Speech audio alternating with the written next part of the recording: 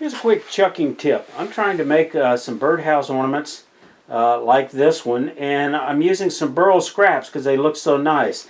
Here's the challenge. The burl scraps come in all different sizes and shapes, and because they're often coming from scraps from a bowl blank and I don't want to lose any bit of it, let me show you how that works. It's easy when the blocks you're using are nice and square and you can mount them this way, but that doesn't always work. There's lots of ways of turning the roof. I find the easiest way is put a spacer in a large set of jaws. I'm going to put this in here. But you could also turn it between centers. You can put it on a glue block. The problem is you don't want to damage the top of the roof, so that makes it a little bit harder to use the between centers. So we're going to turn a tenon so we can reverse chuck it. So I chuck this up, and here's the challenge. I'm going to put a small tenon here. It needs to be strong enough to hold this to be able to drill the backside.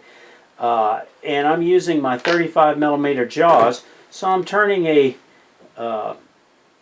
spindle, a tenon that looks like this. Now the challenge is there's only a small amount on each side to hold it. Let me show you how that works.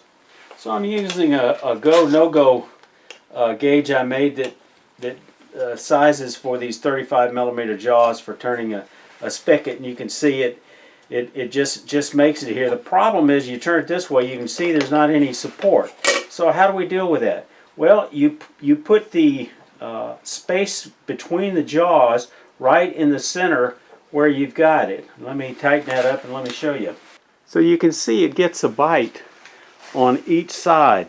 Now that bite, it would not be good enough for a large bowl certainly, but all I'm going to be doing is flattening this top surface off and drilling a 1 1/4 inch hole followed by a 1 inch hole in a center. So that'll be plenty strong enough. I also found the fastest and easiest way to put these small blocks of wood on there is use a dedicated screw chuck. This is I used a 1/4 inch lag screw, and I happen to threaded this glue block. If you're interested in that, I've got a video on making a threaded glue block, but you could also just use a scrap of wood with a tenon on it to fit your chuck. I just find this faster and easier. It doesn't project out as much. I'm using a 1/4 inch lag bolt, but you could use most anything. And then the advantage of this over a woodworm screw is, number one, you don't have to bother to mount the chuck. In addition, you don't have to drill as large a hole, and it's easy to drill this smaller hole with an electric drill. So I drill my hole, put this on there, thread it on, flat surface. Doesn't have to be perfectly flat, but chainsaw flat. And then I'm going to just put a small tenon on here. Also, I know from my particular smaller chuck jaws that the size is very close to this, so visually I can use this to size that tenon.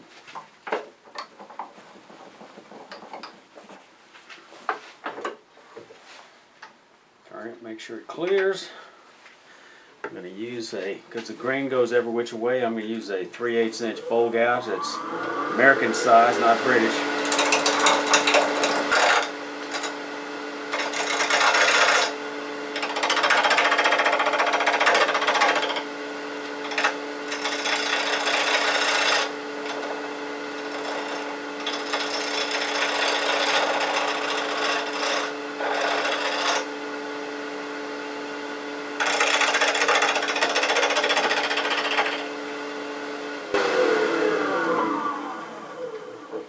And now I can reverse this for drilling the larger hole and doing the outside shaping. Once you have it chucked with that tenon you just made, you can of course concave the inside just a little bit, just to make it look a little better when it's mounted. That's all it takes. And then you can of course drill a hole appropriate for the chuck you're going to be using. So in my case, I'm going to be using a 1 1/8 inch drill bit. And you don't need to go much more than 1/8 of an inch deep unless you just want to. If you're not careful, you'll interfere with the shape and make the inside bigger than the outside. Of course, slow down to no more than about 500 when you're drilling this.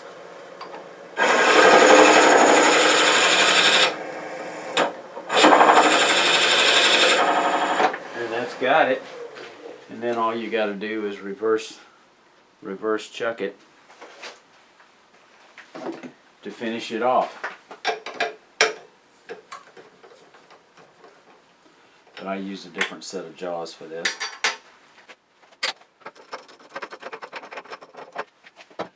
I use this set of pin jaws because it's a little bit smaller, and although it's dovetailed, I don't worry about it. I just stick it in there. It's gonna hold it just fine, and I make it usually a little bit deeper than the dovetail, so I actually get back into the flat area as well.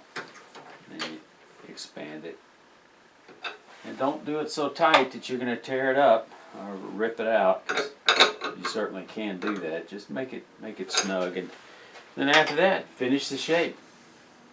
If you missed that video on turning birdhouse ornaments, you might want to click on the link above. Remember, y'all stay safe. Come on back here.